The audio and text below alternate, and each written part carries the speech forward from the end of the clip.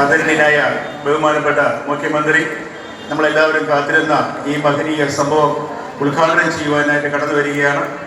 അദ്ദേഹം ഈ വേദിയിലേക്ക് വരുന്നതോടൊപ്പം നമുക്ക് ആദരപൂർവ്വം അദ്ദേഹത്തെ സ്വീകരിക്കാം.